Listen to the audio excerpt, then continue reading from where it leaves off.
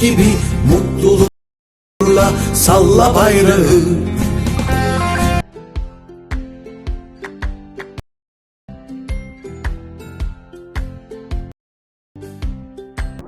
All the choices you made, did you make them again?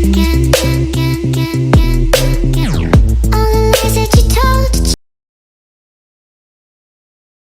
منار بطلة مسلسل سامحيني يزداد وزنها بشكل خيالي بعد ولادتها، وتجد صعوبة في الرجوع إلى وزنها الطبيعي.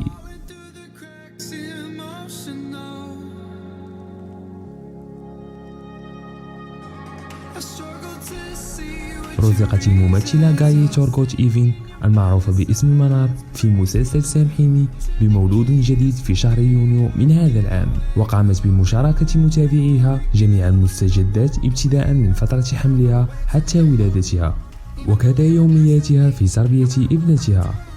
قامت منار أو غايي تورغوت إيفين بعمل إنستغرام شخصي لابنتها التي تبلغ 5 أشهر، ويصل عدد متابعيها إلى 25 ألف متابع. كما تقوم بالتسويق لماركات ملابس الأطفال والكريمات ومستحضرات العناية بالأطفال لماركات مشهورة عن طريق ابنتها. منار لديها قاعدة جماهيرية كبيرة على السوشيال ميديا تبلغ 1,000,000 متابع، وأغلبهم من الوطن العربي وخصوصا المغرب. منار لم تعد لوزنها الطبيعي كما اعتاد الكل على مشاهدتها، فقد أصبحت بدينة بعض الشيء، وهذا أمر طبيعي وراجع للهرمونات.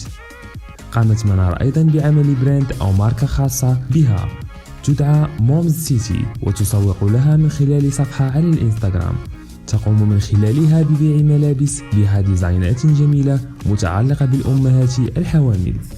غايي تورغوت هي من مواليد 1987 وسنها سنة 2021 هو 34 سنة. آخر أعمالها هو مشاركتها في مسلسل الحرب سافاتشي بين 2017 و2020، وكذا مشاركتها بمسلسل تيف بيلير أولسون سنة 2020 و2021.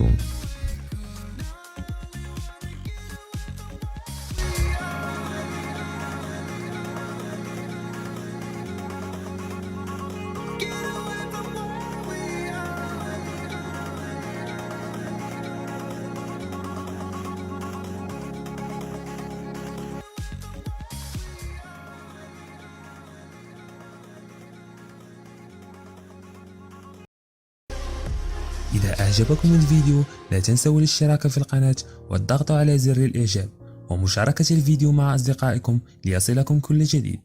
شكرا على المشاهدة وإلى اللقاء.